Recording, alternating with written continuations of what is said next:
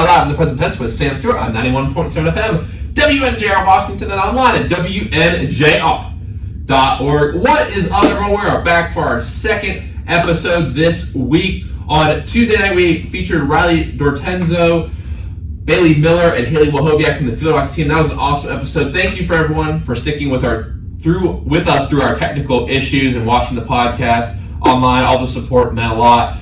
We are live on the air tonight, though, and it's good to be back. It's one of the best things I love about doing the show is the ability to be live on air talking to you directly. Although it is fun to watch the podcast as well, I do really love the live show. So with that, let's go ahead and meet our two guests from the volleyball team tonight. My first guest on the show returns to the show tonight after previously joining Season 6 of the show. She's a libero from Wheeling, West Virginia. Everyone, welcome on the show tonight, Caylin. Caylin, how you doing tonight? I'm good. How are you? I am super excited to have you back in the studio, but first, we got to meet our second guest tonight. My next guest on the show is a senior captain from Wyoming, Ohio. This middle blocker is a 3-time All-Pac player. Everyone, welcome on the show tonight, Lizzie. Carmichael, Lizzie, how you doing tonight? I'm pretty good. How are you? I'm doing great. Excited to have y'all in the studio for a fun conversation tonight. So let's go ahead and dive right into it. So, Lizzie, since you're our team captain here in the studio tonight, I'll go ahead and ask you this first question. So you guys picked up 2 dubs in your last 2 games after dropping your first 2 to Denison and Franklin. And you guys have 3 games lined up this weekend. But before we talk about those games, I just want to ask you, what do you feel like the difference was as a whole for the team between the first 2 games and the last 2 games, which you guys took home? I think one of it was partially competition. Denison and Franklin are really, really good teams. They're awesome. They did really good. We also have a lot of freshmen in our lineup, which is awesome, and they're great, but we haven't played a lot together, obviously, because they're new. So I think it was really good to have a couple games that are out of conference to get everyone on the court together. Our whole lineup, all 24 girls on the team right now, are like wicked good. So coach is throwing in a lot of different lineups, a lot of different people, which is awesome, but also an adjustment. So I think that having a couple games under our belt and then playing Wilmington and being able to win, and then playing Pitt Greensburg the other night and being able to win, that was part of it. Like definitely working together and having more practice together. Wow, that's awesome. I love that you used the word wicked there. That's not a word that gets thrown out on the show very much. Awesome. Is that a word you use often, or is that? No. Okay, I like it. Hey, throwing it out. There you go. No, but I like to use like superlatives like that a lot. Wicked, epic is a big one for me. Well, I think that's awesome. Is that a superlative? Is awesome. Okay. All right, and Caylin, for you, what would you say the biggest things are that the team can improve on and you're looking to see improve into this 3-game stretch that you guys have this weekend in Wilmington, Ohio? Oh, this is a good question. I think, honestly, just really keeping the energy high, keeping everybody focused and brought into our core values. I think that's a big one. Now, the follow-up question is, what's the core values that you're trying to establish as a team? Yeah, we have 5 that we talk about. Okay. We don't talk about, but we fill out like a little sheet or whatever after every practice. I'm going to paraphrase a little bit because some of them are kind of long, but like one of them is to always see the good, like stay positive, always be honest with your thoughts and words. There's one about, I'm blanking because I'm on the spot a little bit. That's okay. I filled them all out the other night, and then there's one about never be outworked. Right, never being outworked. That's a good one. What's the other one? Accountability. And then the other one is like long. It's like, positive words and actions or okay, awesome. And the first one that you said is seeing the good? Yes, that's one that I think we struggle with. We were just talking about how a lot of people that have all of them memorized or that can remember all of them, like a lot of us know like the other 4, and then we kind of forget about that one a lot because it is easy to internalize negativity or take things personally. And seeing the good is like kind of like a mental battle with yourself to like, even when things are hard, to see the good. Like that's kind of how it is seeing the good, not just in yourself, but seeing it in your teammates and seeing it in your coaches and seeing it in the game itself. And that can be difficult to wrestle with because it is like an internal battle. It's not something that someone can do for you. So I think that it's something we're working on for sure. And I think that people do it well subconsciously, but to do it consciously can be hard as well. Wow, that's deep right off the bat. I love that answer. That's a great place for heading tonight because you guys know I love to get deep with the questions. So were these principles established? Like, so Caylin, when you came in, had these principles already been established? Yes, these ones were brought in right from the get-go. Okay. Not for me though. Right. My new coach, those are her core values that she brought in for the team and that she helped us with. I think that, I guess at the end of my sophomore year when we hired her, we sat down as a team and she explained them to us, but definitely for Caylin's class and the incoming freshmen, like that was something that she gave to us when we came in. So that's interesting. That was not something that we did before, but I think it's really helping us, especially with our mental game and being mindful. Wow. I think that it's a good new thing for sure. I agree. That's really interesting. It can be really difficult. You summarized it perfectly. That's wow, great stuff there. I'll have to check out, maybe look into more about these team precepts. And Caylin, one thing I want to ask, we were talking about a lot of things with you adjusting to college last time and some of the lessons that you've been learning. And Lizzie can hop in this conversation too, but one conversation that I haven't had on here yet is about the kind of sophomore slump. In a way, I feel like sophomore year is a lot easier, but also I feel like it can be difficult. So what's your thoughts on sophomore year so far? It definitely started sophomore slump. I will not lie, I struggled at the beginning. It's getting better, so much better actually. But I was super just not motivated, lack of energy. I miss my family. I'm a very big homebody. So not being around my family was always hard on me. But just getting back into the swing of things, right into volleyball, which is awesome because it helps just build me up. But the energy, motivation, it was all lacking at the beginning. I sometimes feel the same way when I get, especially with the move-in process, say by your family. That can be a long 3 or 4 day process of, moving and transitioning into a different kind of area mentally and physically. And I think one thing too, and I don't know, Lizzie, you could definitely comment on this as well, is with COVID, our class almost got 2 freshman years, and the sophomore slump, it almost felt harder because it was we didn't even have that aspect of, okay, we know where things are, we know how this works, because things weren't really how they were supposed to be freshman year. And also you have that thing of sophomore year where it's okay, you're not a freshman anymore, you need to know how things work. Right. At least for me, that's how it felt. What are your thoughts on that, Lizzie? Oh yeah, definitely getting here in the middle of COVID was so hard.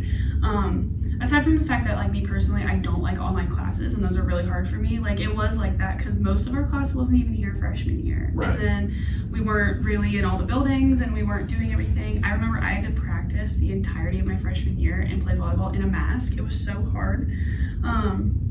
And then we came back sophomore year and again, just like you said, they were okay, you're a sophomore now, you're supposed to know everything, but we didn't know anything because they didn't tell us anything. We didn't have orientation. Right. I still don't know most of the people in our class because they were off campus our freshman year and that's when you're supposed to meet everybody.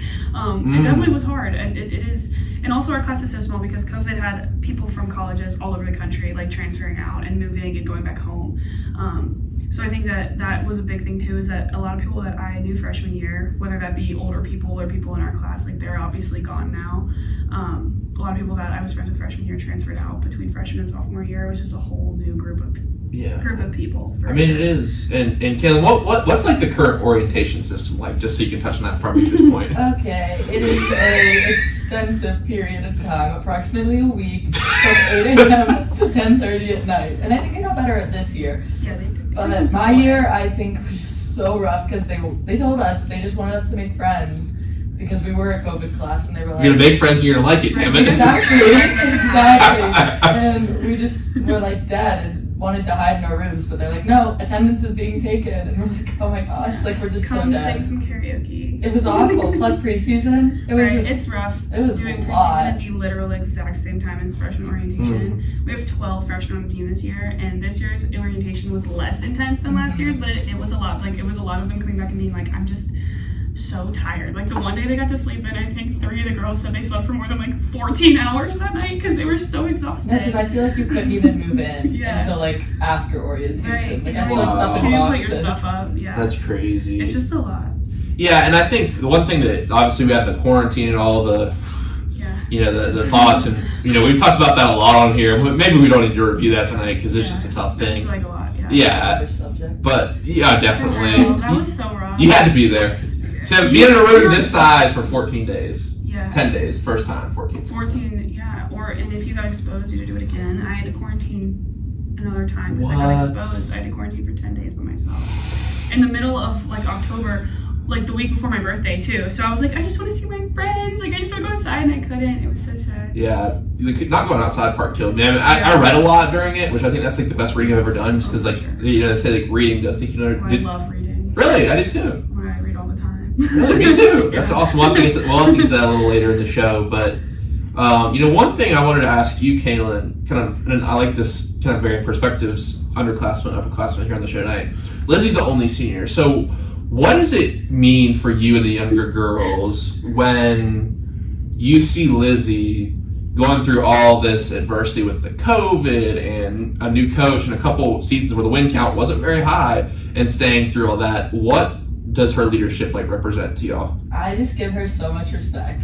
I could not push through all that. She's handled so much, and just jumping, for us now sophomores just coming in, we were oh my gosh, Lizzie, you've gone through so much. Way to go. I feel like half of us could not. Gold star. Her class didn't, other than her. So it's just honestly a huge respect thing for me. Right. And Lizzie, for you, why do you feel like you kept going through all those things? I know a lot of people, whether it's any of those factors that end up, what made you push through that adversity? I don't, honestly, looking back on it, I think about this all the time, obviously, because I'm, especially being in season, but I don't, sometimes it's hard to put into words because, I don't blame anyone in my class that's not here anymore for leaving for the reasons that they did. Some of them, it was varying across the board. There were lots of different reasons. A lot of it was COVID, just straining anything else that could have been going on.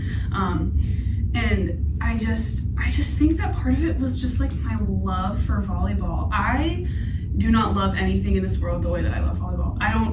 It's insane. It makes me emotional. Sports make me emotional. But I think that that's a big part of it is I was I don't know, I'm invested in this campus. Obviously, you probably got a list of all the things that I'm involved in. It'd be hard to leave the 6 programs that I'm a part of. But aside from that, when it was really hard at the end of my freshman year, I remember calling my mom and being I don't know what to do. I don't know if I want to be here anymore. It's just a lot, right? There were lots of things going on.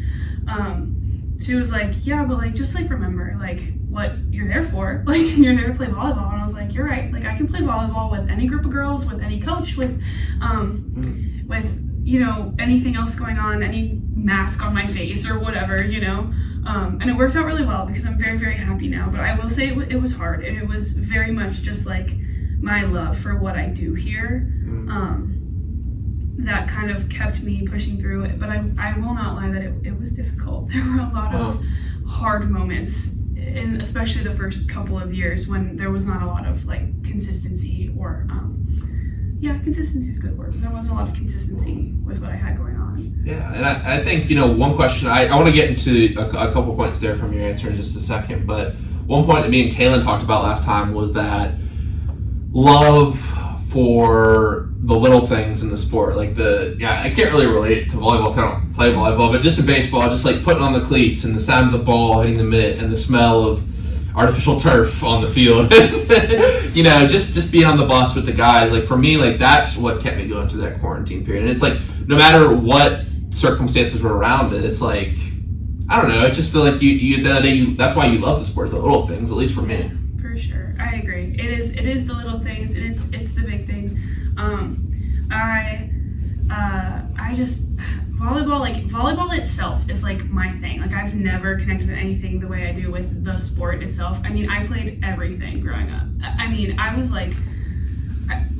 a junior Olympic cut swimmer when I was little. Awesome. I just had a lot going on, right? But when I played volleyball, I started playing in the 7th grade, and I will never forget that my mom tells me, she told me this on my senior night in high school, was when I came home from my first tryout with a team that I really wanted to be on, with a big national level team, and I asked if I could be on it because they offered me the position. She said she's never seen me lit up like that in my life. Wow. Ever.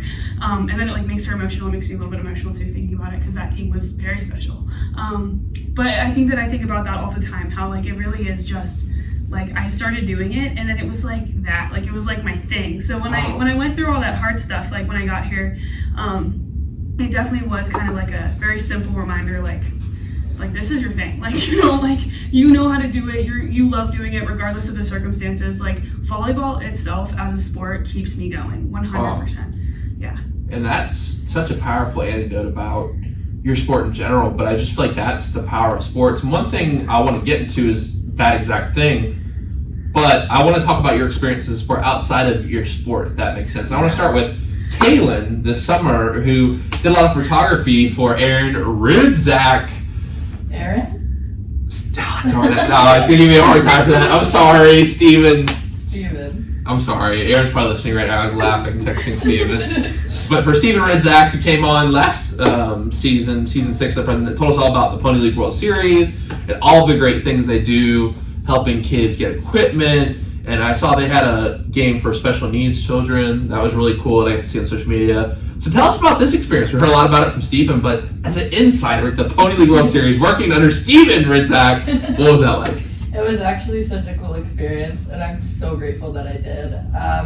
I worked a lot with the social media marketing side of things, so making graphics, posting graphics, working on the captions, Steven, because I struggled with that.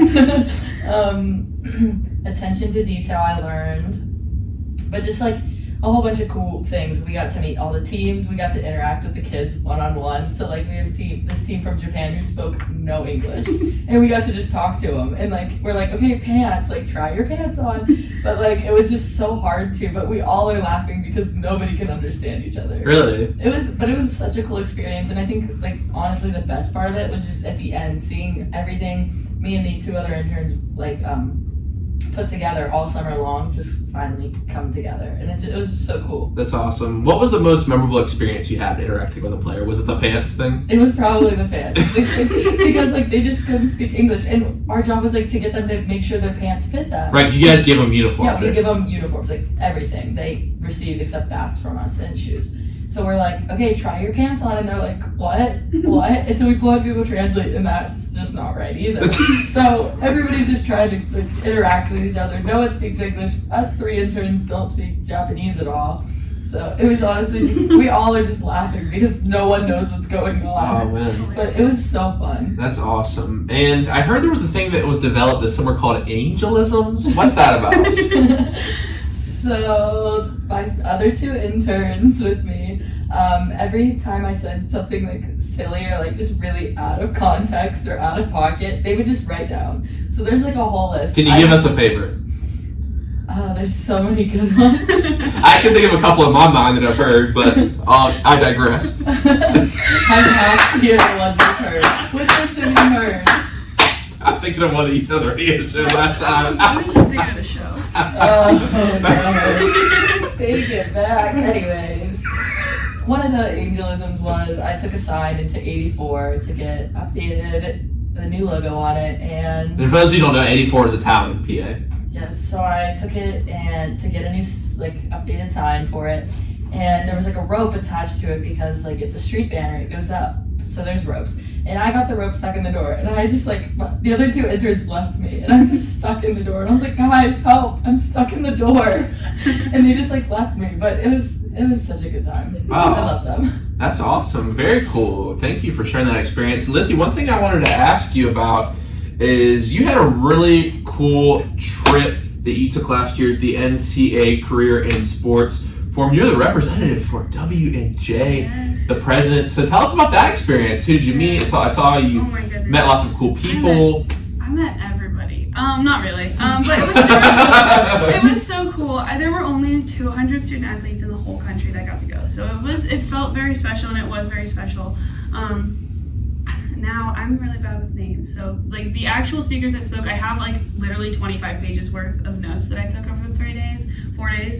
But they were awesome. I'm very passionate, like I said, about sports, and even though I don't know if I'm going to go into an actual career in sports, they talked a lot about like the NCAA side of things, or there were a lot of people like ADs from different schools or coaches from different schools. Like I don't know if I'm going to do something like that, but to get to meet like other people my age that are passionate about athletics in general the way that I was an insane experience. It was fun, and it was like enlightening, and I don't know like what I'd be thinking of sports or of my future now if I hadn't have gone, because I think it affected me really, really deeply. Wow.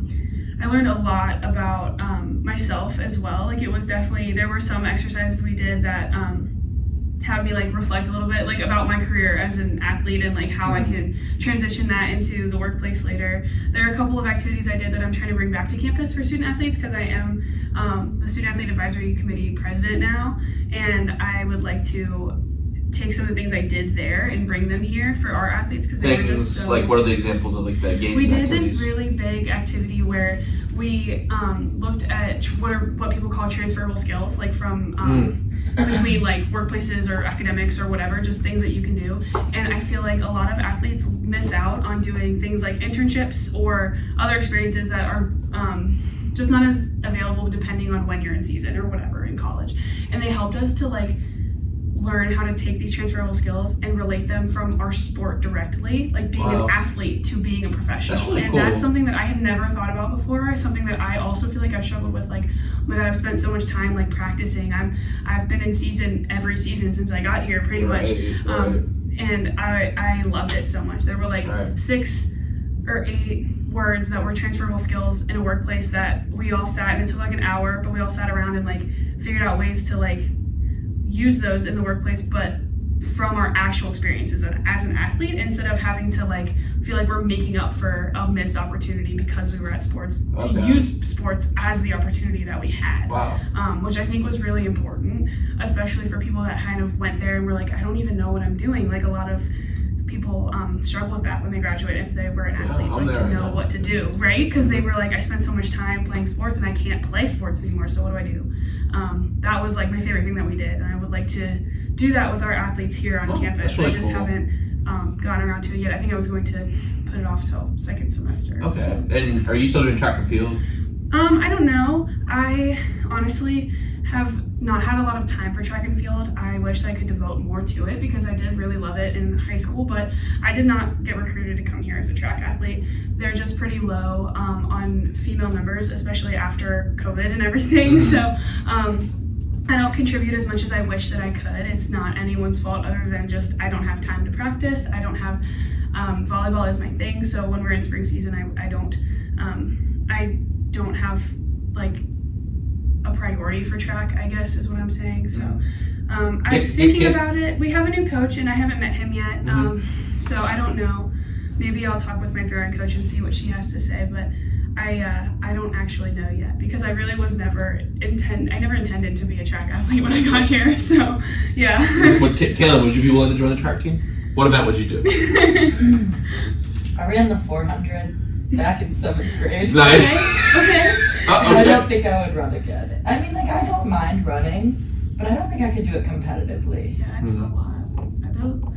Those runners are crazy. I could never. Yeah. They're so fast. They are fast. I mean, no, but like I'm sitting there like as a thrower, and not even just as a thrower, but like I only do shot put, which is like the most Neanderthal sport you could ever think of. I mean, like they hand me this like, no, for real, they hand me this like 9-pound ball, and they're like, chuck it as far as you can, and I'm like, okay, and that's all it is. That's literally all I do is throw the ball as far as I can. So I like see these runners like sprinting around the track, and I'm like, props, dude. That's crazy. And the cross country. My circle is 8 feet long, 8 feet in diameter, and I don't leave it. So yeah, it's a lot. That's wild. And one more question, Lizzie, before we get to a couple deeper questions that I have is, what were some different careers in sports that maybe you didn't know about? Was there any careers like that you didn't know about that were in sports that you learned about at the thing? I don't think there was anything that I didn't know about, like nothing that I'd never heard of before, but there definitely were like connections with sports that I didn't think I'd thought about very deeply. Like we met some people that do like diversity, equity, inclusion for like professional sports teams. Like we met a girl who does that for,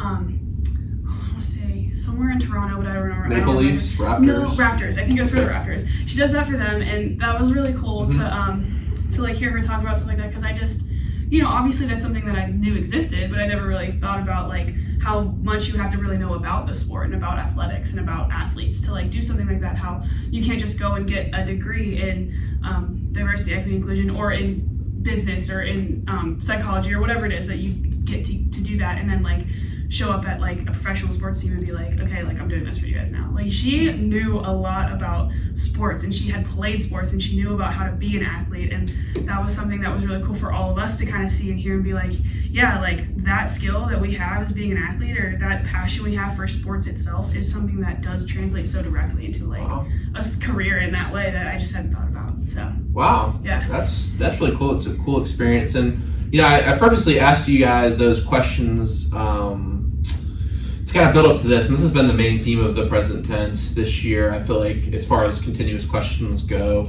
Caylin, you were at the awards ceremony last year. But I kind of brought up this point. I've been exploring it further and further on this season of the show, and I'll go to you first. Why are people drawn to the stories within sports? Why is sport such a big part of our society? I mean, there's obvious reasons like the environment and like and entertainment and stuff. Right.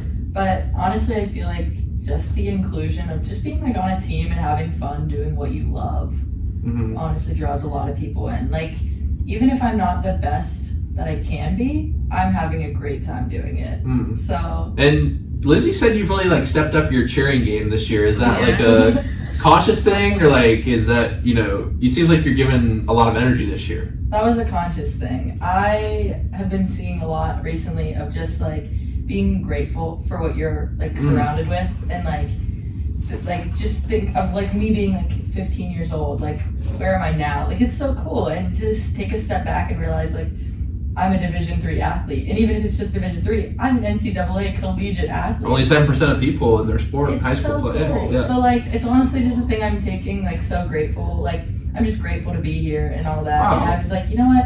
Even if I'm not on the court, I'm gonna give it my all for those who are on the court representing our school and our team. Wow, and you know that's awesome, because I know we talked about some things last year, like, you know, struggling to kind of find your place and everything at WJ, and it just, you know, that sounds like you've like grown a lot. So congrats to you, props to you. That's awesome. And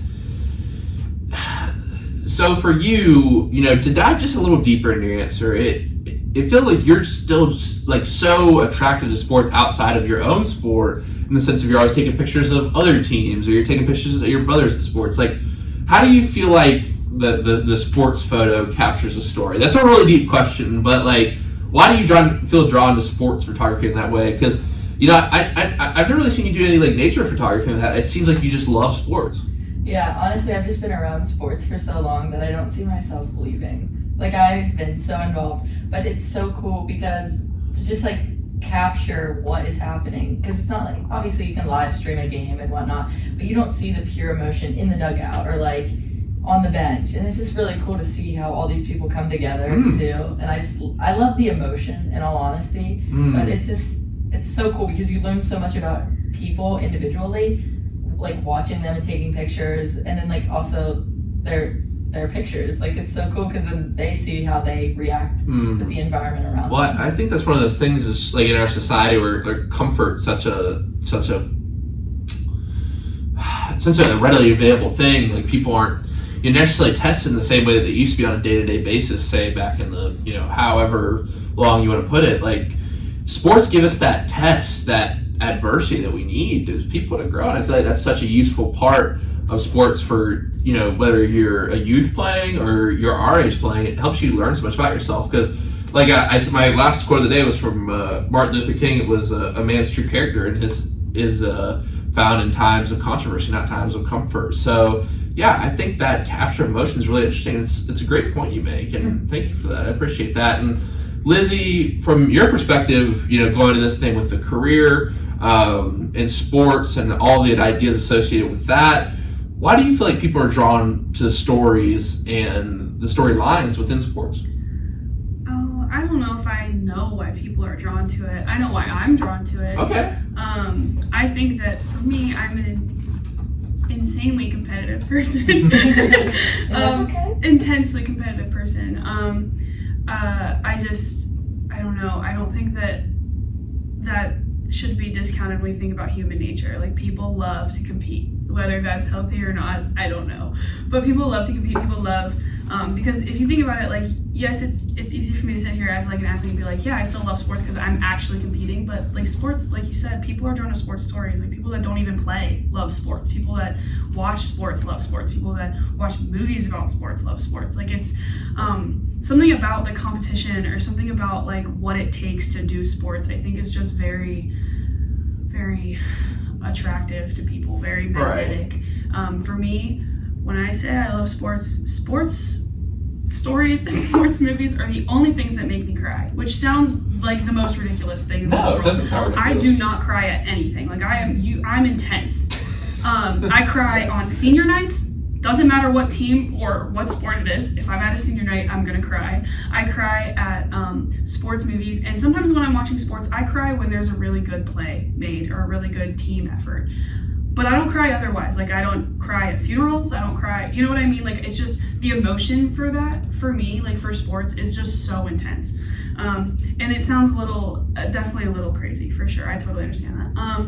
But I think that there's something to be said for that, for the fact that sports capture so much human emotion and so much human interaction. And it's something that, even if you're not doing it, the best of what you can see in yourself or in your friends or in the people you care about, like, it always comes up in sports, whether that is when you're playing or when you're watching or whatever it is. I think that it's just a very good way to relate how we feel and what we want and what we strive for, like in a very physical, tangible sense, I guess. I definitely agree. And like, you look at the best sports stories, for me, it's like the comeback stories. I reference like the idea of Michael Jordan coming back and winning the championship on Father's Day after part of the reason he retired was his father's death. Or, you know, I do not like the Cavs or LeBron at all, but even like the 3-1 victory for Cleveland, or, you know, Steph Curry's bounce back win 2 years after they had made the playoffs. Or you even look at someone like you know, Carson Wentz winning for the Eagles a couple years ago as the backup quarterback. Like, it's just that underdog story and the overcoming of adversity. I think we all feel adversity and we see athletes overcome it, and I think it inspires us. You know what I mean? Yeah, and I like right, just like you said, we deal with adversity in different ways in real life, but if you can watch someone so publicly do that in like a very, like I said, a very tangible sense, like on a, like in something that has statistics and that has numbers and that you can watch, I think that is why it's such a draw for everyone to be into sports.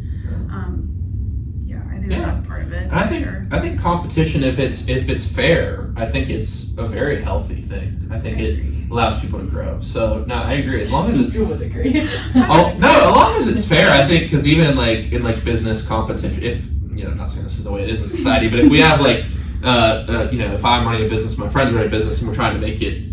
Now, there's a lot of other factors that go into that, but I think competition is healthy because it brings out the best in people. Now, the rules have to be fair, but with that said, I think that sports gives you that playing field to work competitively. Yeah, so I agree. Competition is a natural thing for humans, I think, to be a part of, regardless of what it is. That's a great insight. I really love that answer. And, you know, the next question I'm asking, Caylin, I'll start with you again, is what kind of impact have sports left on your life? You keep putting me on the spot. You know that I don't tell you the question before the show. Every question is technically on the spot. We didn't know any of this beforehand.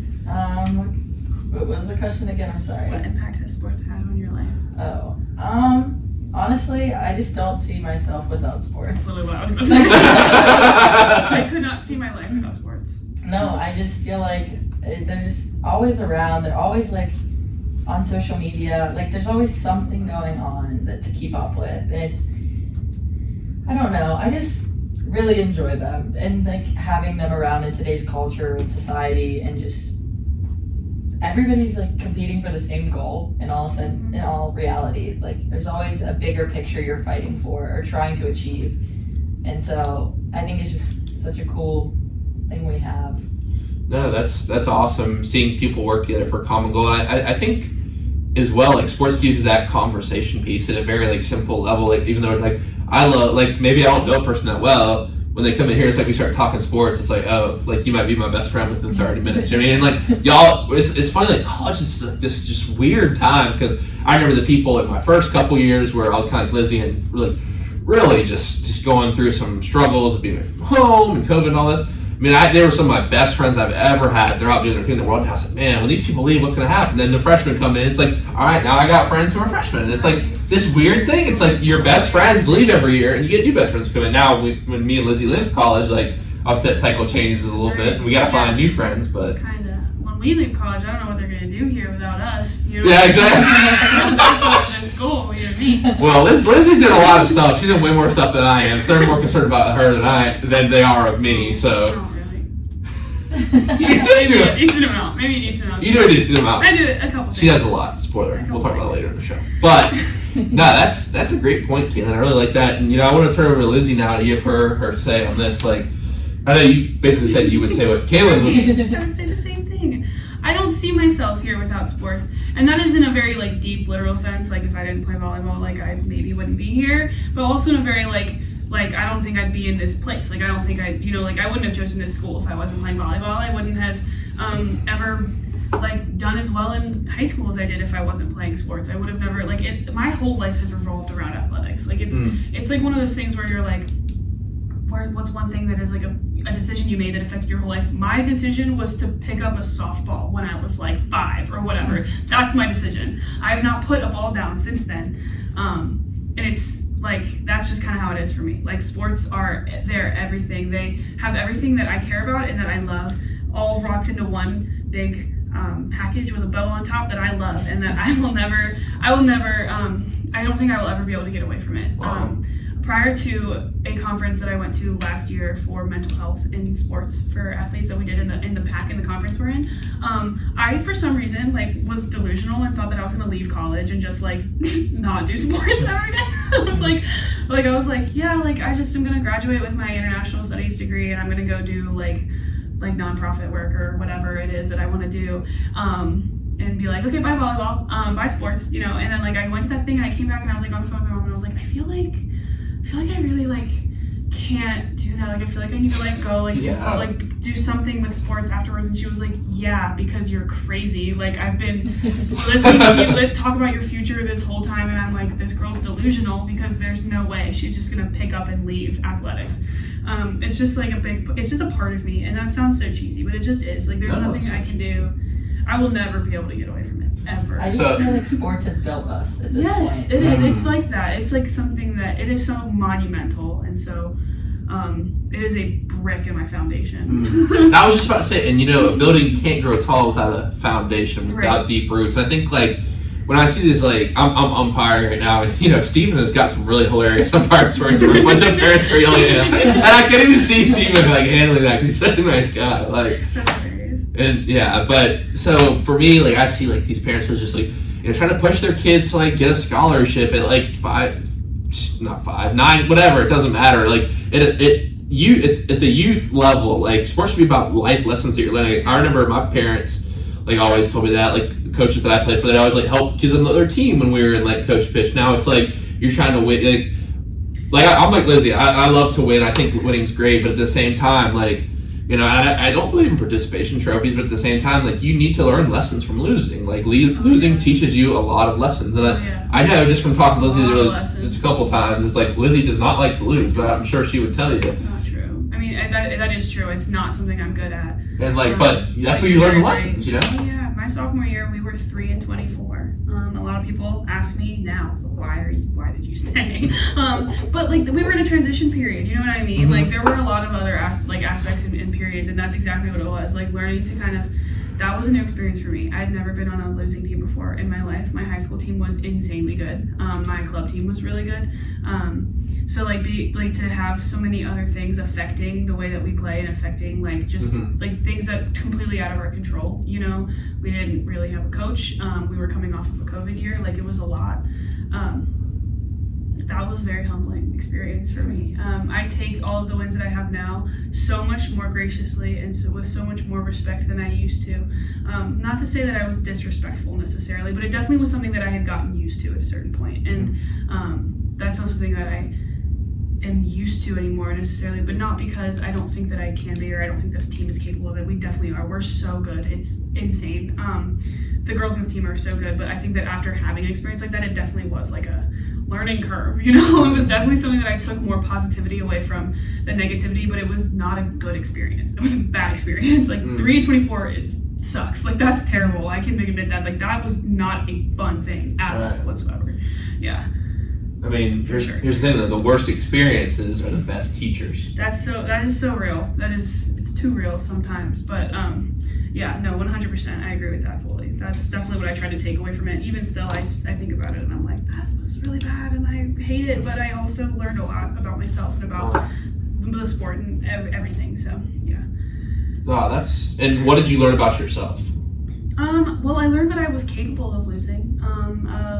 Prior to that, It was a humbling experience. It was a humbling experience. It was definitely something I'm fiercely competitive. I am also a generally very intense person in all aspects. A lot of the girls on the team will tell you that now, but they should have seen me before my 3-24 season. Caylin, is Lizzie really intense?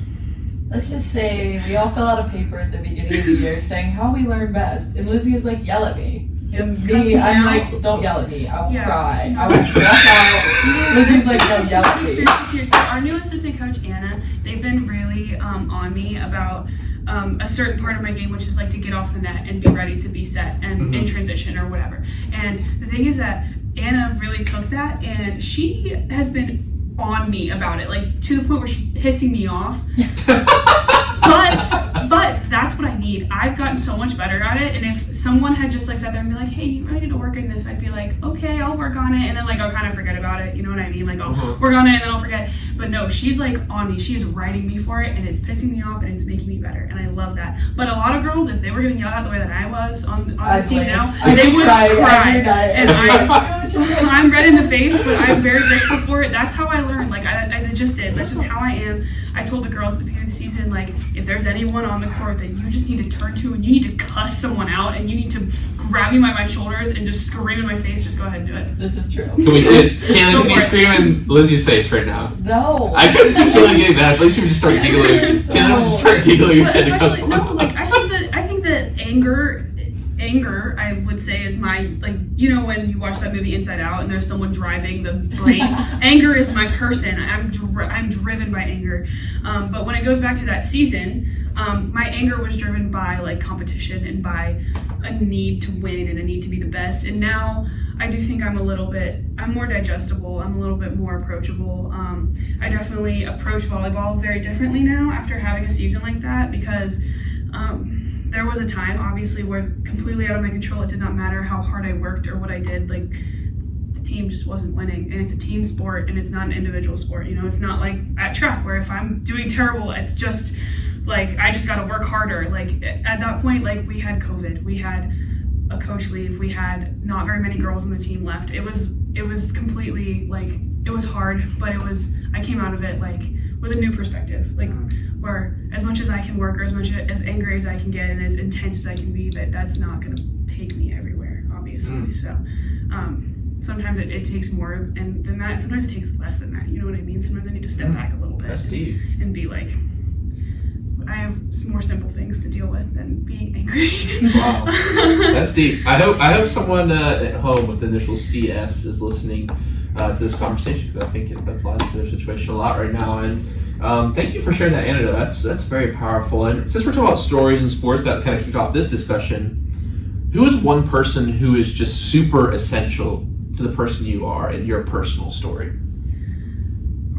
I think for me, wait, do you mean like now or like my whole life? You wouldn't be the same person without this person in your life. Does it have to be? Is it sports related? You can take any of the question any way you'd like. Okay. One person is essential to your story. Okay, I'm gonna go with, and there's a lot of people like this in my life for sure, but I'm going to go with my high school volleyball coach. I played for him for 5 years. I played for him for a club season when I was 14. He's the person that offered me the spot on the team that I was not good enough to be on that team. I cared about volleyball and I was passionate, but I had only played a very low level before he offered me that spot, because honestly, he didn't have any middles coming into the high school I went to, and he needed to train someone to do it. So he took me in. I know that the other girls on the team at the time were like, what is this girl doing here? Like, she's not good. Like, she is so awkward and has no idea what's going on. And I was just so happy to be there. And then I went on to play for 4 years on the varsity team at my high school for him, and I won a decent amount of awards. I got really good. I think I still hold the block record at my high school. And I never in a million years would be anywhere where I'm at right now without him like taking a chance on me. And it was partially, I love him dearly, but it was definitely partially like because he needed someone to do it, and he knew he was gonna have to train someone, and I was 5'11" in the 8th grade, so he was like, I will take that one, you know. But it also was like, it was a very monumental moment in my life. Like, I already gave the story, like when I came home from that day when he offered me the spot, I've never been lit up like that in my life. Wow. I've never been that excited. And after playing for him for 5 years, and then after everything that I accomplished in high school and being able to come here and take all of that from there to here, is very, very intense. That question is very easy for me to answer because it's a very he did that for me. Wow, he awesome. created that for me, and he was awesome, and he is retired now, but I miss him so dearly, and his wife. Shout out Connie. She always made the best little crocheted goods for us. And at least initially, he probably didn't know what impact he had. And you know what I mean? That's such a powerful thing in life, is you don't know the impact you have on people. And two, like, the second thing that I really thought about when you were telling that story is just the idea that you have to see it, but you just need one person to take a chance on you, and that can change your whole life. So 100%. I'm very grateful that he had a reason to take me onto that team, because it was more than just like me. Like, I was not one of those kids at volleyball where like I showed up and even though I was raw, like there was a lot there. There was not a lot there. Like he handed me that opportunity, and I did take it, and I put in a lot of work in myself or whatever. Awesome. But he was the one person that was there the entire time pushing me. He's the reason that I like getting yelled at. Like, he's the reason that I like getting cussed at. Like, he used to push me harder than anyone used to, and it would frustrate me. But it's made me a much better person and a much better player, and that was a big one. I mean, you took advantage of the opportunity in this situation. Yeah. That's awesome. Yeah, but he handed it to me first. Like, I didn't go out and find it. Wow. Like, he gave it to me. That's awesome. Thank you for sharing that story. And Caylin, who's the person in your story who you believe is just, you couldn't be the same person without them? I'm gonna go with my dad. It's a good one. And so he's been my coach since I was like 5, playing baseball, like t-ball, and I remember there's one story where between like Mustang and Bronco, and he's like, Caylin, you either have to start getting better or like we're just not gonna have you on the team, basically. And I'm like, Dad, you're my coach, help me out here. And I was like, I just like don't want to be on this team for competitive reasons. I just want to be here for fun. And he was like, okay. And he just kind of like sat, like that stuck with him. Like, he told me that story again the other day. But like then coming through middle school, he like was like, okay, let's get in the club. He just always pushed me. And then come high school, he's always pushing me like, okay, let's get on varsity. Like my freshman year, I made JV and I got pulled up to varsity towards the end of the year for like regionals and stuff. And he's like, we're getting you on varsity next year. Like, we pushed. And then even like now, he is just always there. He's always like in my corner. Like, if I don't know where to go, he's either my shoulder to cry on or like my first hug right after the end of the game. So I'd like to go with Angel's dad as well, because he let me come to his house this weekend for Labor Day, and that was very nice. I'm far from home, so it was nice to be around family. Also, his puppy's really cute. Shut up. But you have multiple dogs, right, Caylin? Yes, we just got a new puppy. So I have 2 dogs already, and then we just got a puppy. What are their names? So cute. Jackson, Bailey, and the new one is Ace. Ace. Very cool. What position did you play in T-ball? Or like, T-ball? or like You play every we did position. Bronco, right? No, I meant to say Bronco. Okay, so let's just say Pinto. I was left center and right What field. do these words mean? Pinto. And then It's like, well, it goes up like through the horses, right? It's the different for like, what starting level? Shetland, and you go to Okay. Pinto, the Mustang, the Oh, Bronco. that's and then very, Pony, right? Yeah. Oh, Pony is the Colt is like the teenage one, I right? never heard of that. Yeah. I played softball for 8 years. We didn't do anything like You got that. like pigtail or like No. Now listen to It was like if you haven't heard of it, Steven will tell you all about You're in it. the first grade You now. talk to Steven. It was like you're in the first grade now, and then it was like now you're in 4th grade and you have to pitch. And Well, I that's was like, okay. it depends on like if it's like a rec league or when my dad grew up to that was like Pony was like now they have like travel and like city rec leagues and stuff, but so you played like outfield and I stuff. was also first baseman. Oh wow, okay. Yeah. Nice. Tried to catch once, but the umpire yelled at me because I wasn't wearing a cup. So Okay. that's a story for another time. How dare you not wear a cup? I don't know. That's unfortunate. I don't know So what I to say to didn't that. catch. Now Yeah. I have a funny story from umpire. I guess I'll just share this now. I appreciate this. Segue. So it's a good segue. I've never told this because I don't really know what to make to comment on that, but. I was working with this guy, my boy Bart. He was a really amazing guy, good community. He was a special needs teacher at a middle school, and like he was just the nicest guy. He came out the same fields every night. He would umpire these fields. I would go over there and umpire sometimes. So he's like helped me with his tips. Got like strong, like Brooklyn accent. Like he's called me Playboy and stuff. Like loving it, and like he is just give me a hard time, whatever. So there's something in baseball umpiring called working the slot, which is like between the catcher and the batter, so you can see because obviously you can't look right over the It's just a little bit of the technical side of it. So I'm in there, which you shouldn't do that if you're catching youth because you're not umpiring the major leagues. You're umpiring 10-year-olds. They can't catch, you know what I mean? So it's a little bit of a foul tip, and the catcher probably should have caught it, but it comes up and hits me right, in that area. Oh, boy. So I'm down. All the kids take a knee. Park's quiet. And I pop up. Everyone starts clapping. This lady's like, do you need some ice, honey? Like, she's like sitting in her lawn chair. I'm just like so embarrassed. Bart comes over. He's like, you all right, Playboy? Taps me the butt. He's like, he said other things, but I can't say them on air. It was funny, but man, no, that's... I'm glad we have relatable stories. See, nothing like that. I don't have anything like that from softball. Sorry. Yeah, see. Pitcher pretty much the whole time, so. Okay, I gotcha.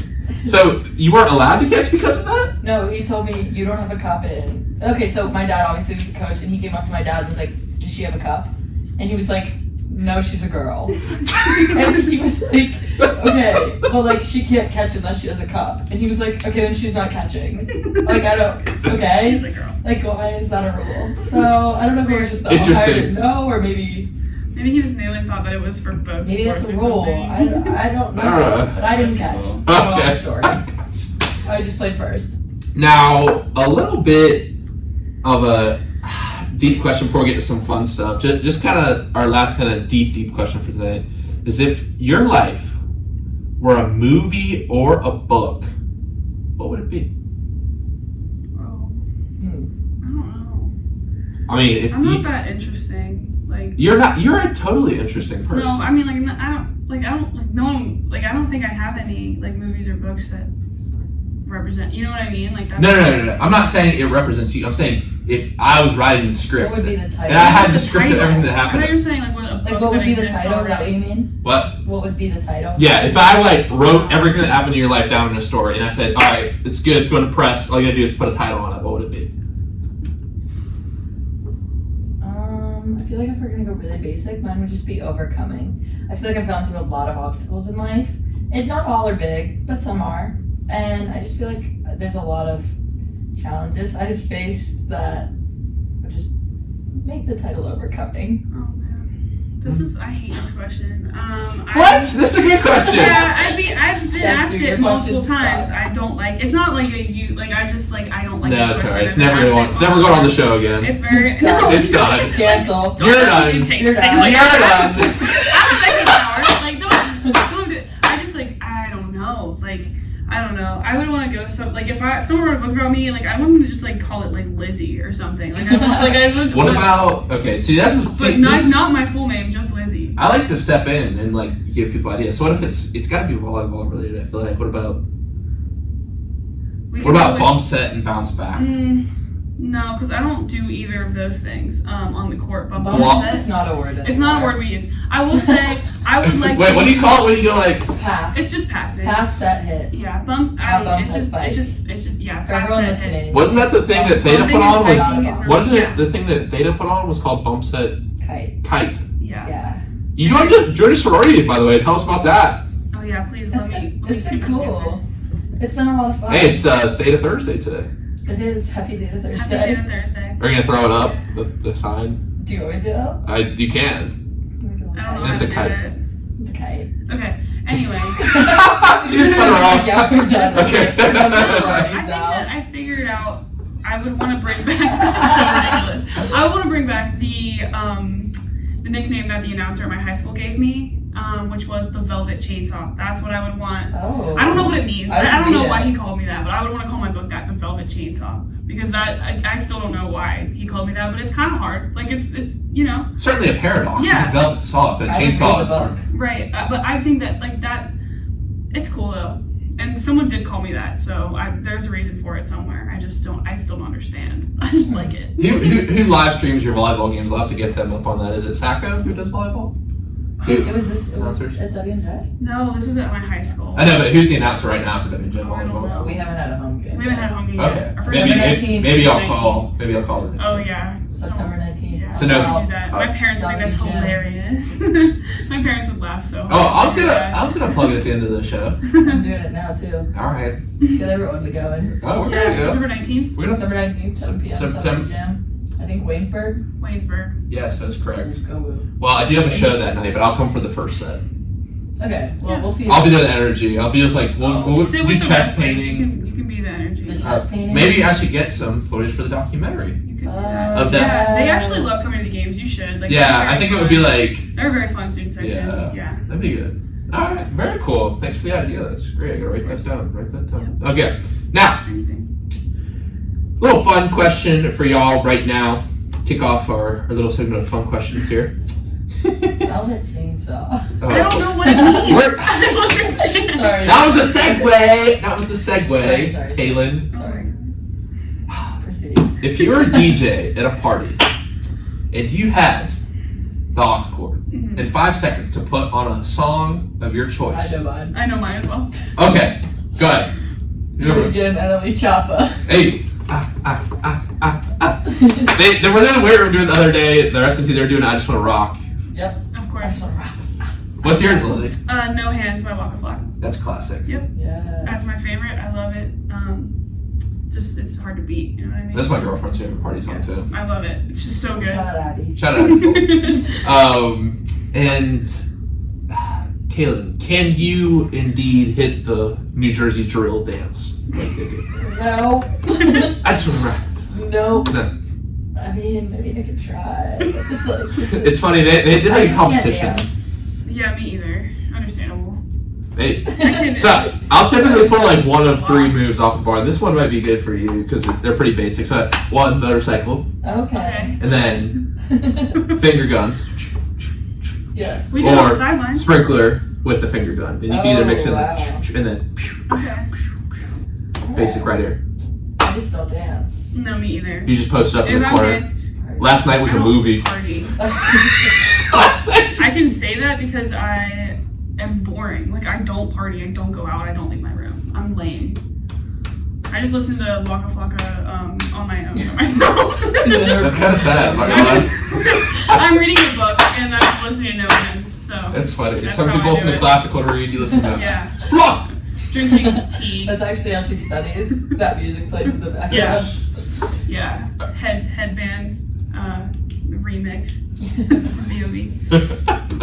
Like that's next. Now, Caylin, we talked about this a little last time, but I wonder if your answer has changed. If you had to listen to one musical artist for the rest of your life, who would it be?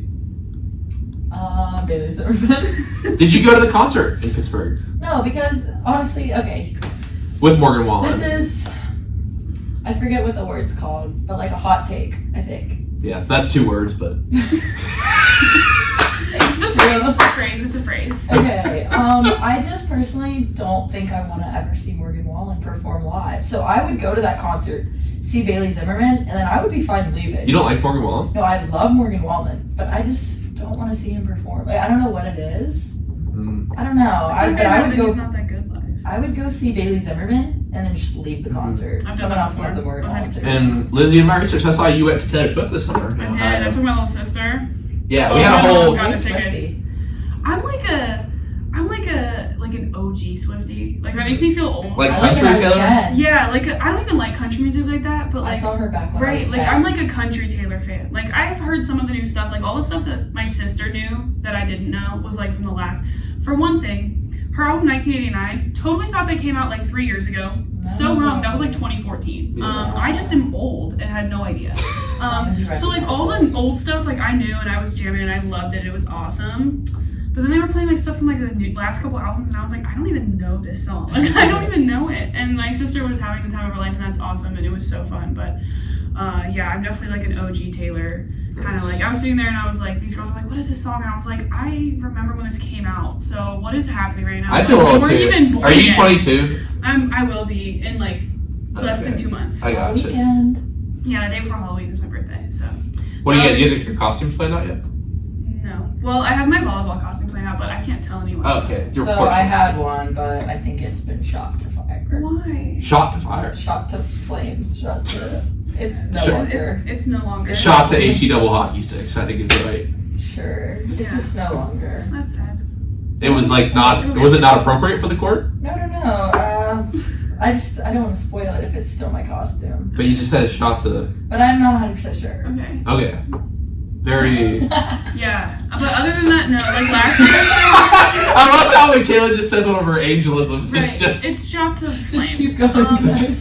Yeah, last year for my birthday, I dressed up. It was my 21st birthday, so I just dressed up as like a birthday person. Like I didn't like wear a sash or anything, but I wore like a baseball, like a fake baseball top, and I put like the number 21 on the back and like birthday girl. Like I just like whatever. Like I was like, it's my birthday. Like I just want people to know it's my birthday. Like that's what I did. Like it's I love Halloween, but I don't. We're in season, so I can't get as into it as I want to. You know what I mean? I have like, a question for both of you. Yeah. Are you more of a fall or Halloween person? Halloween's in the fall. But you're either one or the You're other. either fall or Halloween. No, I but feel like Halloween's I'm in a the Halloween fall. person. What? I feel like I'm a Halloween person, but in like not in like a commercial way, in like an actually spooky kind of way.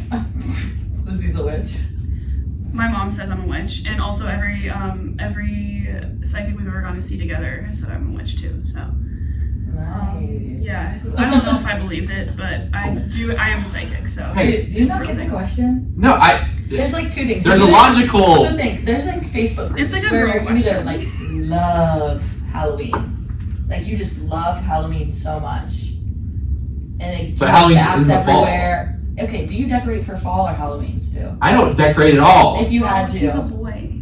but Boys are good at this you can question. still decorate. I mean, I enjoy summer. Honestly, I have summer. Okay, fall But- or Halloween, which do you prefer? Fall. I like the hiking. I like the hiking. Oh, me too. I mean, I went as Cartman last year. We had an episode where the basketball guys dressed up as Shaggy, Velma, and Oh, I love that. Aw, yeah, it was pretty that's cool. cute. But what was I about to say? Yeah, okay. Oh, also, you're talking about it's a girl question. What's the whole thing with girl dinner I don't get it I because agree. I like to eat. on social media? Okay, so last night, for instance, actually maybe not. So explain the concept. Yeah, last night. Are you talking about the Cheez-Its? Yeah. Sorry, Coach, for my bad. Explain the concept. Okay, so me personally, I just don't eat dinner. I just eat half a box Like of snacks. Cheez-Its. It's just like basically putting a bunch of snacks together and not eating a full meal, I Yeah. guess. I don't do it because And it's like I weird eat random. 6 It's like full meals a day. random snacks, It's just right? like whenever Yeah, it's you're like really whatever like, you thinking. want. But it's like sometimes it's like I specifically want like 3 pickles and a handful of Cheez-Its and also like a bowl of plain noodles. Like Bam, that's girl dinner. That's girl dinner. And it fills you up. Like it's like enough of everything, but it's like so random. Oh, so I'm not like enough of everything. I'm just like, okay, here's my Cheez-Its. Yeah, carbs. I gotta eat a lot. Good, So okay. I eat Then like 6 full meals a day. So I don't do girl dinner personally. That's not really a thing that I do. But I get it though. Like I am a strong I see it. advocate for girl dinner. yeah. I saw a meme. It was like guy dinner. It was like a little corn on the cob, a mini potato, and 2 beers wrapped in the thing. Like I saw one where it was like it was Monster Energy. comparing girl dinner versus boy dinner, and the boy dinner was like rice and chicken, and the girl dinner is like the most random Yeah, things it's like a ever. It's like cupcake. yogurt and like a And- cupcake. Yeah. I've been wondering that meme that's going around. Do you get it now? I get it now. Yes, I get the Halloween versus. So are you Halloween or Oh, I'm fall. you fall? Halloween's just like part of it, but like it's just fall. I also grew The fall up aesthetic. Have you seen what's fall his aesthetic. what's his name? Trey Kennedy do the fall girl videos. The pumpkin. Like he does like the stereotype. It's so funny. Like it's like I it's like like pumpkin. the big hats and like the sweaters and I like the apple. you know what I mean. Yes, but I've never seen it. I do like one of the. I'm curious. They used to, that's this place called the Vollmer Farm, and it's like they had like the jumping pumpkin pillow that you could jump on, like the slides and the cornfield and all that stuff. I like that fall activities. You know what I mean? Yeah, like the corn mazes and stuff. Yeah. Do you have one of those Hay rides? near your house? No, I think the spring house probably. does that here. Yeah, the spring house does. I went last year. It was Spring pretty house. The spring house. It's like down the road from here. I mean, not really. It's like 12 minutes away. But they have like a corn There's maze. such They good have ice a cream. hay Hay ride. rides, You pumpkin can pet picking. the cows. Yeah. Oh, wow. And I think goats too. The goats they too. have. Yeah, and they have like it's cute. It's like a little store, but they have like a big field around it. And It's stuff, also too. like a restaurant, and they have such good ice cream. Yeah, I believe it. Really? Wow. Okay, I gotta check that out. What's Yeah, it called you again? should- The spring house. Spring House. Alright, Yeah. very cool. It's Now- cute. I've Especially actually been for trying to get younger the girls kids. to go as a team, but I just don't think we have time. but I want to. We did my freshman year. I want to go again. It was fun. So yeah. Now, we're going to do one more question before we go to break. And it is, if you were an animal, not your spirit animal, but if you could literally be an animal for a day, what animal would you be? What animal would I want to be, or what animal would I be if I was one? Like for a day. Let's just say you had a... Do I get to pick, or do I have to say what animal I actually am? I want to be a dog. Do you want to say your spirit animal? What's your spirit animal? I don't have a spirit animal, but I was told that I'm an elephant. And I believe that fully. So they're very smart. They don't forget anything. They're also very clumsy and big. So I feel like I fit into that very well. But I would want to be a kangaroo though. That's really cool. I went to Australia this summer. Yeah, I just I think it's cool how they can kick people like that. They're cool. They're very Lizzie cool. said this on the bench the other day. But I would want to be a kangaroo. She's like, if I could be anything, I just want to be a kangaroo. What would you be? You just hop around all the time. I think I'd want to be a dog. Like, they just live so carefree, and it's just... That's I true. would want to be a dog with a good family. What kind of dog? What kind of dog? I want to be Ace. You'd want to be like what kind of dog? Like, just something fluffy so people are, like, giving me love and If affection. you want love and affection, you gotta be a golden retriever. Can I be Ace? You can be Ace. I'll give Ace love and affection. Oh man! All right, now Caylin knows what time it is. Before we go to break, we're gonna listen to some Green Day. Lizzie has a great Green Day shirt on tonight. We're gonna go a little bit of a slower one tonight. Wake Me Up When September Ends, since it is September.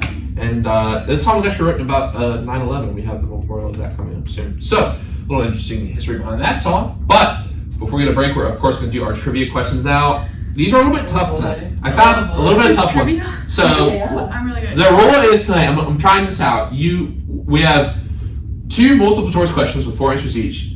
You can use the option on either question to eliminate one answer from the question, if that makes sense. Okay. On either question. We're going to obviously do this during the break.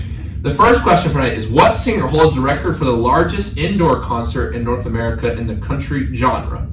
Is it A, George Strait, B, Tim McGraw, C, Morgan Wallen, or D, Zach Bryan? And the second question, 8 U.S. presidents have been born in Ohio. The state's nickname is the Mother of Presidents. What president was not born in Ohio? Was it Warren G. Hardin, Benjamin Harris, Ulysses S. Grant, or Teddy Roosevelt? We'll get your answers after the break. This is the Present Tense with Sam Stewart, 91.7 FM, at WNJ Washington, and online at WNJR.org. So what question do we want to use our help point on? I think we need the help with the Ohio president. Okay. Yeah, do you know the answer to the other one? I have a very good guess. I don't know the presidents. I feel like we have a better guess on the country singer. What's the George Strait's older, so that he's like throwing me off.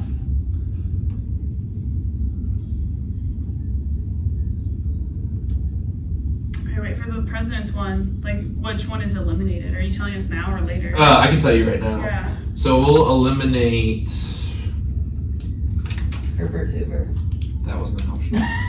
We'll eliminate Benjamin Harrison. So it's Warren G. Harding, Ulysses S. Grant, or Teddy Roosevelt. I feel like it's Grant for some reason. I also felt like a weird I don't know why. I feeling feel like he was born in Indiana or something. I think it's not Zach Bryan. And what was the other guy you said? Not George Strait or Morgan Wallen. What's the fourth option? Tim McGraw. Tim McGraw. So I don't think it's him either. I don't think it's him or Zach Bryan. But I don't know. George Strait's really popular for the older folks. Right, like maybe there was a huge But I really think it's Morgan Wallen. Like, why do I think it's $800? I'm gonna go with Morgan Wallen. I'm gonna go with Ulysses. He has like the top 3. Like, if I just cheat and look it up, I'm just kidding. No, I'm you looking at my quote. How about Aaron and Steven have been texting me the whole time? So if you hear me just chuckling over here, oh no! Listen to this. My Shots dad. are fired. This is what my dad sends. What's that mean? Have you guys listened to these guys' mixes on Spotify? Big booty mixes. My dad just discovered big booty mixes and he's really excited about it. My 6-year brother goes, yes, I have. Steven starts with help. I'm stuck in the door. Aaron goes, sorry, Angel. I told him about angelism. Steven says, shot to fire. Aaron goes, what does that mean? And Steven goes, ask Angel. She said it. Well, and Jason texted me. The saying is shot to hell. He says, for my movie name. Something I've never heard that. I just know it's like. Lizzie, isn't the saying like if something shot to hell? Like my car shot to hell. Shot to hell. She said shot to flames. I was like, what? Shot to fire. I mean, going down in flames is a thing. Shots fired. I just think Shots. How about I said I party? That's gonna be us Like, you're literally. gonna be like, Just kidding. I've seen both y'all hanging out at 5-7. yeah, I'll party, but I don't drink. That's different than party. You can party. I'm just sober partying. I'm 21. 21. 21. That's my answer. It is something for Can you play that. that at the end for Aaron? Shout out Aaron and play that song for him. I don't have that song in here, but I don't have the air computer tonight. It's broken. That's okay. Sorry. That's okay. That's okay. All right, so we got 2 minutes left. I'm gonna take a drink of my water. That's what I want to do. If I'm wrong about Ulysses S. Grant, that would be so sad. I still think it's. I don't know. George Strait's a good one. This is the dilemma of life, isn't it? We can only pick one path. Wow, getting really spiritual here. I still think it's Morgan Wallen. But George Strait is my second guess. I just feel like Tim McGraw's not that popular. Yeah, but he was like. He 10, was, 15 but like years you ago. still hear about George Strait having concerts today. Oh, I'm sorry. I also forget to mention this is an indoor concert. That's cute. I don't know if that affects you much, but Oh, it does, because there's Zach Bryan back in the picture. No, I'm still gonna go Morgan Wallen, but I don't know if he's had indoor concerts. I feel like he had to start somewhere. The Voice. Well, think about it. Would George Strait have performed somewhere like Indoors. Madison Gardens or anything? You know, like would he have? Would Tim McGraw have? Like he would if Madison now. Square. Like George Strait is still performing. Right. I don't know who that is. But I'm just saying, like, would he like? That's like the biggest indoor I think it's Morgan Wallen. space. He's had the top 3 songs for a while on Country Talk. have you heard I just feel Richmond, like north it's of so Richmond? recent. Okay, so I haven't. I don't get the hype because I personally don't love it. I think it's more about the message that he's calling it, and it's like it's not about one part or the other. It's just like the government's not doing their job, which no matter what political like affiliation with, you can like. How about them canceling Jason Aldean? Did you see that? Yeah, I saw Try that in a small town. I just disagree, but I also grew up in a very small town. Population 800. See, not me. It couldn't be me.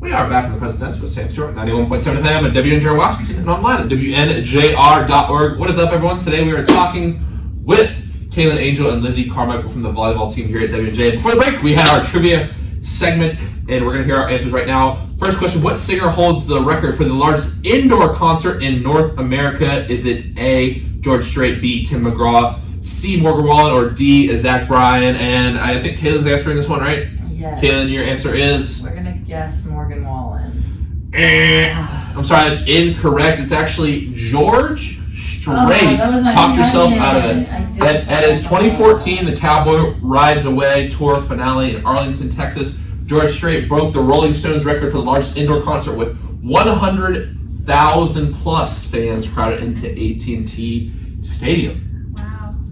You know, that was my second guess. Can I talk yourself out of it? I did. It's alright. It's alright. It happens. What U.S. president was not born in Ohio? The mother of presidents is known for its 8 presidents born in the state. Was it A, Warren G. Harding, C, Ulysses S. Grant, or D, Teddy Roosevelt? I'm gonna go with Ulysses S. Grant.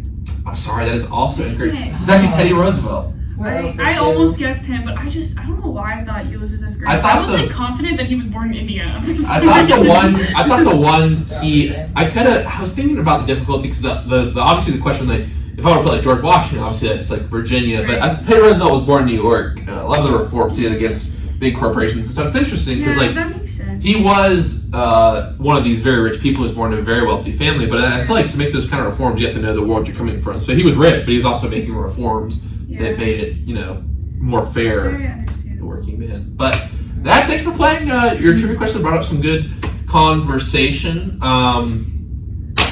Now, you were talking about the song North of Richmond. I just want to talk about this real quick. Because Go for it. he went on like Joe Rogan, he went on a couple other podcasts. Like, I don't know, it's just very interesting that he's like, it's basically, if you haven't been following, it's this guy, he released it on YouTube.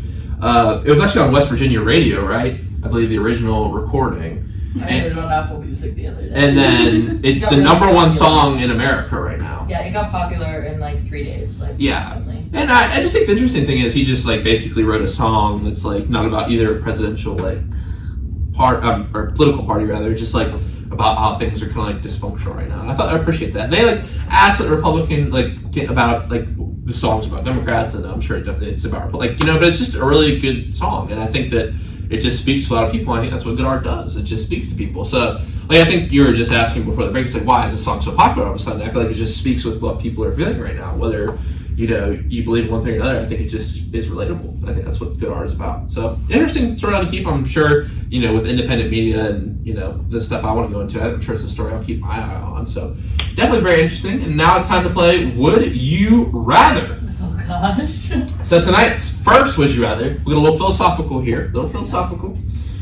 Would you rather be able to look 5 minutes into the future at any point, or be able to look into the future 200 years whenever you want? So basically, you have this button, and you can press it, and then you can look into 5 minutes in the future or 200 years into the future. So what are we saying? I'm gonna go with 5 minutes. Okay. I'm gonna go with 200. Okay. What's our thought process here?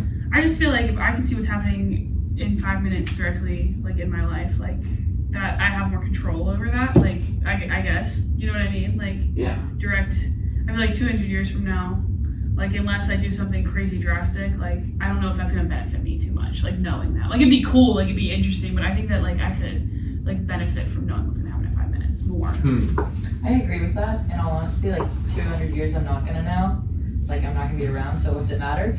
But in the same sense, I don't really want to know 5 minutes in advance. Like I'm gonna live it in 5 whole minutes. Yeah. I think I could just wait. So this is- I'm an insanely impatient person. See, Caylin, you know me really well, so you know I thought about this all day. And here's the thing. I think the 5 minutes definitely has a lot of practicality to it. Like, do I go down to G&T's or do I play like Right. another game of Xbox so I don't have to wait for? Because the line bad. Yeah, exactly. Like, is my suite mate in the bathroom, or should I just go to the ground floor so I don't have to sprint back down? Like, do you know what I mean? Like, there's definitely some practical use to it, but I feel like the idea of like living. The other thing is, if you look 200 years in the future, you could look at the record book to see how you died, which I'm could be not sure about tempting. that. And I I'm a actually didn't control even think freak. about that. You're not wrong. Like, and you can see when you died. Yeah. So I feel like 5 minutes kind of keeps more in the present tense sense, and it's like, Ooh, you know what I mean? I don't know. But that 200 years also might, because you're not like, you never lived that. So is that the, you know what I mean? Is that the future tense of your life? It'll be the future tense of a time you want to experience. You know what I'm saying? Yeah. I feel like if I look 5 minutes in the future and I'm dead, then I can just avoid that also. Ooh, that's a good point. Because 200 years you probably couldn't avoid because that'd be too general. wouldn't Yeah. But if it's my time, I'll just go. you? No, but she's saying if 5 minutes, like in 5 minutes you saw yourself getting hit by a car, Right, you can like, just I can step on avoid the that car. other side of the road. You know what I mean? Yeah, but if my time is to get hit by the car, that's my purpose, to get hit by the car. I just don't believe in that. I just I'm would rather getting not hit. get hit personally. Yeah, and I think if we're just I get it. Like I get where you're coming from. Like that's a thing, but it's not my thing. I think if we're talking about the science fiction sense, like if this was like an actual like book or something and this was Yeah. possible, or movie, like I would just step out of the way of the bus. But that's not really how it works. But I would say also, as someone who does enjoy like writing and making films, like it would be interesting to take inspiration from 200 years in the future. Like I could make a really accurate movie about the future, which maybe it's like really sad, like that sort of thing too. Maybe it's like an apocalypse. You know what I mean? Like we'll see. Yeah. Probably will be. Then you could see the technology in the future and then make it yourself. Make a patent for it. Yeah, patent it. There's a a funny episode of South Park where Cartman goes in the future to try to play a Wii U, and he has this whole time working. It's really funny. Love South Park. But my next Would You Rather for tonight is: would you rather have a documentary crew follow you around 24/7, or not be allowed to look at any screen for an entire year? For me, it would be not to look at any screen. I've always wanted to have a TV show made about me. That'd be hilarious, I think. At 24/7, my internal commentary, being able to like have a monologue like that, oh my gosh, that'd be so good. I'd love it. Does it end though? Like, is it for the rest After of a my year. life? After a year? No, I totally do that. I would have a crew following me around. Like every moment. I'd love that. Yeah, sure. I mean, there's just. I mean, I'd be okay. cool with it. I will say, like, if I'm like, they're like videoing me like taking a dump in the morning. You know what I mean, I don't want to like. That's It's real. like, yeah, That's come real in. life. Like, That- we I need mean- some more reality TV that's real. That's what I'm saying. Reality. I'm a real person. I mean, I'm cool with that. definitely there's some moments that I wouldn't want on video There's necessarily. probably boundaries. But I said I feel like question was, I feel like question was 24/7. it is all 24/7, access. all access. There are like HIPAA violations and stuff though, so That is true. like I feel They like can there are document you, moments. but they don't have to post that. Yeah, Oh, but that's the true. people on the crew aren't allowed to know stuff like that. You know what I mean? Good point. So I don't know. I think I'd be cool with it. Like I could prepare myself for a year of that because I've always kind of thought that that'd be Yeah. a fun thing. To do. I don't know. Like, what is it even possible in our modern society? Like, I feel like you have to go live off the grid or something to not have a screen. Check your phone. Like, have you ever tried to like go like a day without checking your phone? No, but I really want to. I just like can't bring myself. I do a social media cleanse during the summer where I don't, and like I'll still like watch YouTube just because I feel like YouTube is like you can learn from YouTube. You know what I mean? Because I like to play guitar and stuff. You learn stuff from there. I But just feel like if I want to go into anything social media content or like. right. Well, for your life, yeah. Dude, I kind of have to. By the way, with what's going You on. made a graphic for a local radio show podcast this Oh summer. my gosh, crazy. Yeah. What was your thought process behind that? I feel like The host was that. very demanding about his. I know I was very specific, and you met it perfectly. Oh, thank you. I think we're dropping some merch soon, and I just want to ask, what color do you think the background should be to the shirt? I think it should be like the same color as the interior font. Do you know? Have you seen Yeah. Lizzie's? I mean, I'm sorry, Kaylin's edit. No, I'm sorry. It's alright. No, you probably did see it. It's on the profile picture. I probably did see it. I just didn't like register. No, In my you're head, good. I can't create the image in my head right No, now. that's alright. I'll recreate it. My I'll recreate it. Yes, thank you for that. Okay. I can imagine. I can see it I now. think you could have made it in Word. I thought there was going to be a lot more into detail. No, but it's just I needed the artist touch. Use Canva. No, I use Photoshop. Canva's but I my Adobe. favorite. Word. my Well, I was also in the middle of making my surfing documentary, so you know. Yeah, that's fine. I had to I didn't mind helping you out. outsource at some all. content. Yeah, and Yeah. it gave you a chance to Yeah, expand your brand. thank you. And I know you do the edits for the. I need like a sick edit for like the last year, like last season of Present Tense. I need to be like smoke behind me, like fire, Ooh. like. Ooh, I think we can make this happen. I've seen some of her hype films for wrestling. And actually, I was gonna ask, can I use some of those for the documentary I'm making? Yeah. That's cool. I'm making a documentary about the wrestling team. So I don't know. We'll talk later. We'll talk. But yes, you can. So, you know, as a person who's following people 24/7, like, well, I'm not following them 24/7. Stalker. Okay, great. I mean, that's what people have, like, I'll ask questions about people. I'm like, I'm just trying to figure out stuff for the show. You know what I mean? But I don't know. I feel like I don't know. I don't know if I could do it 24/7. Maybe Lizzie, we can do like a volleyball day where we like mic you up or do like some kind of. Oh, they did not post our mic'd up from last spring, and I know it's because I said the weirdest stuff. At one point, what did I say? I was talking to myself, like something normal, and then like someone turned around and thought that like I was talking to them, and I was like, no, sorry, I'm just talking to myself. I was like, you know the voices. No, that's not the bad part. That's not the bad part. I didn't go, you know the voices. I said, they're in my walls. Like right into the mic, I was like, they're in my walls, the voices. I don't know why I said that, but I just did. And then I definitely got some weird looks from the team, but I also think that coach just didn't want to post those because why did I say something like that? I was like, you know, the voices in my walls. Like, what? It was so weird because after we like unplugged from the mic, I was like still talking to myself. Oh, And yeah. I was like, this is. I actually weird. talk to Stop myself talking. literally all the time. I do in my head, but not out loud. I do out loud. I'm crazy. I think it would be okay. Oh, that's a good question. If you could have anyone mic'd up at this school, who would it be? Mine would be Coach. McFarland. What? Piper McFarland. Oh yeah, Piper for sure. Piper, our teammate, she is the most hilarious person in the whole world. Oh, she's Well, on if the you say show. She's on Piper- the show. Oh yeah, Yeah, you know on the Piper. show. If you say Piper, I'm gonna say someone else. Okay. That's I said Piper. Yeah, you say Piper. I'm gonna go. The old with school. Kevin Corsalt. No. I think he's funny. Luck He's on the and wrestling game. team. He's hilarious. Yeah, it would be a lot of luck and game all the time. I'd put I one think on it would make Swede me or laugh. Bryce. Sweet. Or Fish maybe. Fish would be funny. Fish would be funny too. Honestly, Coach. Well, I'm pretty much miking up Coach Malcolm and Coach Dawson. Yeah. Honestly, okay. I'm gonna say my answer. This whole school. Coach would Mountain. do. Coach Mountain. Coach Mountain. I feel like that'd be. Oh, that'd be a good one. It would be a good one. I don't know. I don't know if he'd be down with that though. But I want to do some more mic. I've been making that Our documentary. coach, she'd probably have a funny internal monologue. Really, You just heard me so over us all the time. She'd be like, these kids are insane. I can't do it. Or like we'd say something and she'd be like, oh my god, like what is happening? You know, we stress her out. My favorite is when she just looks at Piper and is like, oh my goodness, I can't even. It's like I can't do this today. Yeah, we love Piper, but We do. we don't need any more Pipers. You know what I mean? Piper is like 100% enough Piper by herself. I love her. She's so great. I wish we all could be like Piper. If I could be anybody, I would want to be Piper. I'd get tired if I was Piper. She's so high energy. She got a great attitude. When her and Faith came on, it was like they were just so energetic. Piper and Faith are awesome. They wanted to come on after the season though for like a season-ending edition of the show. So you know what I mean. I guess they had thought they were upgraded from the preview edition. So, but Okay. we had a great episode tonight. And with that said, I think it's time we wrap this puppy up. So, Kaylin's quote of the day last time was "Conquer the day." How was it? It was. And Lizzie, since she's new on the show tonight, she's bringing a quote of the day for us. So Lizzie, why don't you go ahead and take us home tonight? Mine is from my favorite movie, A League of Their Own. It's the famous quote from A League of Their Own. It's supposed to be hard. If it wasn't hard, everyone would do it. The hard is what makes it great.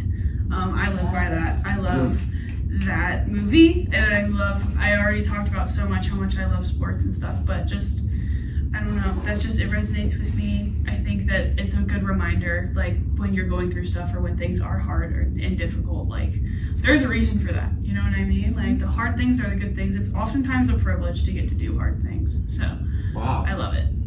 What a great perspective. That's awesome. I'll just leave it at that. And what a great episode tonight. Thank you guys so much for coming on. I really enjoyed it. It was a great time, and I hope you had fun.